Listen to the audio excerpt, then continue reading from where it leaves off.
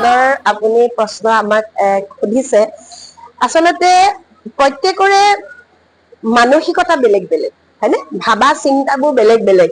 গতিকে আমি কোনটো সঁচা আধ্যাত্মিক বুলি কওঁতে কিন্তু আধ্যাত্মিক শব্দটোৰ পৰিসৰটো অকমান কিন্তু নহয়।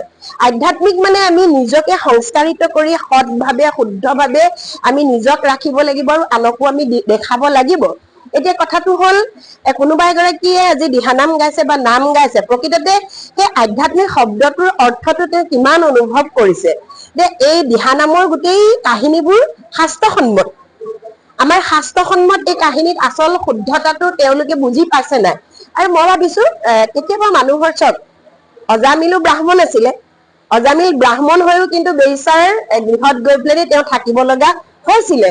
সেইটো কি আছিলে, তেওঁৰ কৰ্ম, সেই তেওঁ নিজৰ যিটো কাম ভাৱ সেইটোক তেওঁ কন্ট্ৰল কৰিব নোৱাৰিছে, নিয়ন্ত্ৰিত কৰি ৰাখিব নোৱাৰিছিলে, তাত বঞ্চিছে, কিন্তু তাৰ পাছত গম পাইছে।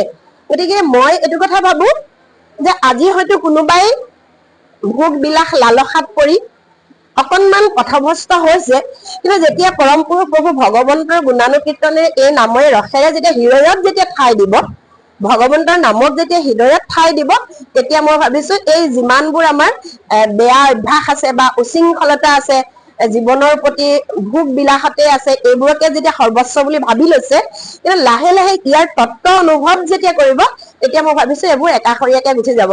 আৰু পৰম পুৰুষ প্ৰভু ভগৱন্তৰ নামত ইমান শক্তি আছে, এই শক্তিয়ে মানুহক কেতিয়াও মানে বেয়াটোক ৰাখিবলৈ, নীতি শিক্ষাই আমাক ধৰ্মশাস্ত্ৰ কাহিনীয়ে কৈছে।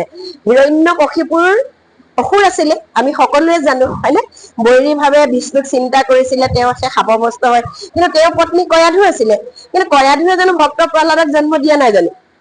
তাত কয়াধুৰ যিটো মাতৃত্বৰ যিটো সংস্কাৰ, সেয়া জানো ফুটি উঠা নাই? গতিকে নাৰদৰ আশ্ৰমত পৰম পুৰুষ প্ৰভু ভগৱন্তৰ গুণানুকীৰ্তন তেওঁ যদি তনু মনচিতে শ্ৰৱণ নকৰিলেহেঁতেন, তেতিয়াও হয়তো প্ৰহ্লাদ ভক্ত হৈ নুঠিলেহেঁতেন। গতিকে মই কৈছো, মই সদায় আশাবাদী, আৰু মই সেই আশাক লৈ যিটো কাম উদ্দেশ্যক লৈ আগবাঢ়িছো, সেইটো মই সফল হৈছো। মহিলাসকলে যেতিয়া ভগৱন্তৰ গুণ নামৰ এই যিটো শক্তি, এই যিটো মহিমা, এই যিটো তত্ত্ব বুজি পাব, পথটো যদিও কেতিয়াবা আমাৰ কেতিয়াবা ৰাস্তাত কি লাগে, এইটো পৰুৱা পোৱা বুলি কয় নহয়, হয় নহয়? কেতিয়াবা আমি ক'ৰবাত গৈ থাকিলে পৰুৱা পোৱা বুলি অসমীয়াত এটা কথা এটা আছে। গতিকে সেই পৰুৱা পাইছে বুলি ভাবিব লাগিব, আৰু যদি ভগৱন্তৰ গুণানুকীৰ্তনত নিজকে তেওঁলোকে মতি ৰাখে, একেবাৰে হৃদয়ৰ পৰা সেই ৰাস্তা আকৌ চিধা হৈ যাব, সেইটো বুলিয়ে মই ভাবো। আমি ইয়াৰে উত্তৰ গুৱাহাটীৰ কেইগৰাকীমান মহিলা লগ হৈ আমি ভাবিলো যে আমি অমিয়া বাইদেউক মাতো। তেখেতে আমাক শুদ্ধ, ভালকৈ শুদ্ধ মানে যিটো দিহানামৰ শুদ্ধ নিয়মাৱলীৰ মাজেৰে আমাক শুদ্ধভাৱে যাতে আমাক প্ৰশিক্ষণ দিয়ে, আমি তেখেতক সেইকাৰণে আমন্ত্ৰণ কৰি আনিছো। আৰু আমি বহুত কথা শিকিলো। আচলতে দিহানাম বহুতেই গায়, আমিও গাইছো, কিন্তু এই যে তাত্ত্বিক কথাবিলাক, নীতি নিয়মৰ কথা, সুৰ কেনেকে যাব লাগে, মানে বিলম্বিতৰ পৰা মধ্যলৈ যোৱা, মধ্যলৈ পৰা দ্ৰুতলৈ যায়, এই বহুত কথা আমাৰ মহিলাসকলে নাজানে, আমিও নাজানো। কাৰণ চব বস্তুৰে গুৰু লাগিবই। আমি শুনি গাইছো, আমি কৰবাত ভিডিঅ' এটা শুনিছো, নাম এটা শুনিছো, ৰেডিঅ'ত হওক ইউটিউবত শুনি আমি গাইছিলো, কিন্তু আমি দিহানামৰ কোনো প্ৰশিক্ষণ লোৱা নাছিলো।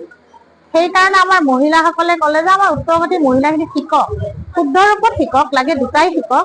যেতিয়া দুটা নাম শুদ্ধ ৰূপত আমি শিকিব পাৰিম, তেতিয়া আমি সেই ধৰণে আমি নতুন নামৰ আমি হয়তো সৃষ্টি কৰিব পাৰিম।